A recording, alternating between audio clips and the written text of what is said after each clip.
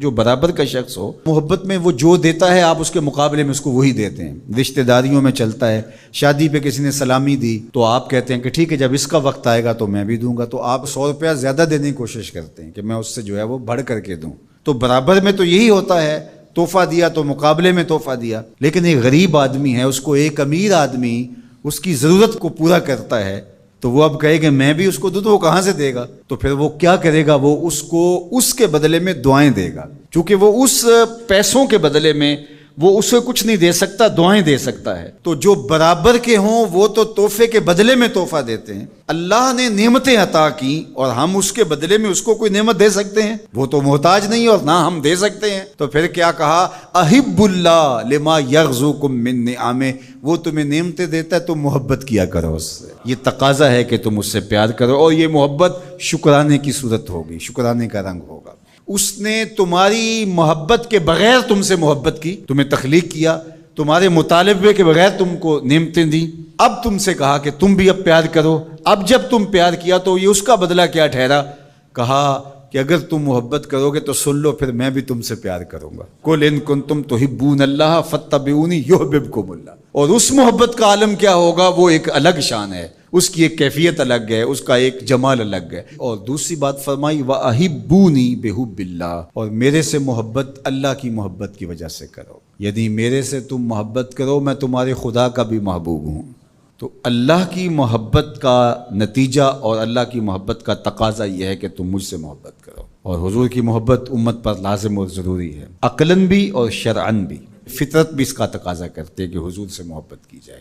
اب تیسری بات جو حضور نے ان کے بعد ارشاد فرمائی، وَأَحِبُّوا أَهْلَ بَيْتِي بِحُبِّي، اور میرے اہل بیت سے میری وجہ سے پیار کرو، تقوی کی وجہ سے، طہارت کی وجہ سے، نمازوں کی کثرت کی وجہ سے، علم کی وجہ سے۔ بہت ساری خوبیاں ہیں جس کی وجہ سے لوگ لوگوں سے پیار کرتے ہیں، صالحیت کی وجہ سے پیار کیا جاتا ہے۔ یہ خوبیاں تو کسی میں بھی ہوں، آپ اس سے پیار کریں گے؟ وہ حبشی نے یاد ہو، اس سے بھی پیار کریں گے؟ میرے زمانے سے صدیوں بعد کے زمانے میں پیدا ہونے والا ہو، اچھی خوبیوں کا حامل ہو، اس کے تقوی کی وجہ سے، اس کی طہارت کی وجہ سے، اس کی شرافت کی وجہ سے آپ اس سے پیار کریں گے؟ کیوں نہیں کریں گے؟ لیکن میں جو تمہیں اپنے اہل بیت سے محبت کرنے کا درس دے رہا ہوں وہ صرف اس لیے کہ وہ میری اولاد ہے، میری نسل ہے، میرے اہل بیت ہیں۔ اللہ اکبر! چونکہ محبت تقاضا کرتی ہے کہ محبوب کی نسبتوں کا بھی احترام کیا جائے۔ کلو منسوب الی محبوب محبوب، عربی کا ایک مقولہ ہے، ہر شے جو محبوب سے منسوب ہو وہ بھی محبوب ہوتی ہے۔ یہ محبت تقاضا کرتی ہے، یہ محبت ہمیں سکھاتی ہے کہ محبوب سے منسوب چیزوں کا بھی احترام کیا جائے، ان کی تعظیم بجا لائی جائے۔ تو کہا میری اولاد سے، جو میری نسل ہے، اس سے پیار کرو، میرے اہل بیت سے پیار کرو، بے حبی، میری محبت کی وجہ سے، میری الفت کی وجہ سے۔ اس لیے علماء نے اس حدیث کی شرح میں لکھا کہ حضور کی اولاد سے محبت علامت ہے حضور علیہ الصلوۃ والسلام سے محبت کی، اور حضور علیہ السلام کی محبت علامت ہے اللہ تعالیٰ کی محبت۔ کوئی اللہ سے محبت کا دعویٰ کرتا ہے اور رسول کریم کی محبت اس کے سینے میں موجود نہیں ہے تو پھر یہ طے شدہ ہے کہ اس کی اللہ کی محبت قابل قبول نہیں ہے اور ناقص ہے، ہو ہی نہیں سکتا۔ اور اگر کوئی حضور علیہ السلام سے محبت کرتا ہے اور حضور کے اہل بیت سے محبت نہیں کرتا تو پھر سمجھ لو حضور علیہ السلام کے ساتھ اس کی محبت محض ایک ڈھونگ ہے، اپنے آپ کو منوانے کے لیے حضور کی محبت کا ڈھونگ رچا رہا ہے۔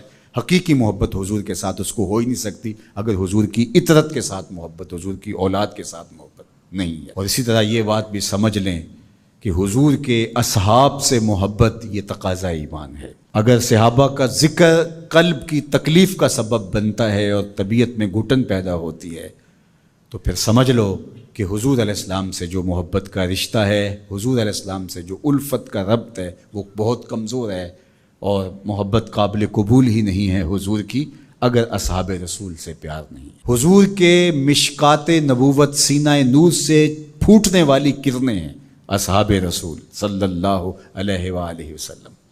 اسی طرح حضور کی نسل ہیں، حضور کا جزو بدن ہیں حضور کی اولاد اور حضور کی نسل۔ فاطمہ میرے جگر کا ٹکڑا کہا گیا، حضور نے فرمایا بدعۃ منی، میرے جگر کا ٹکڑا ہے۔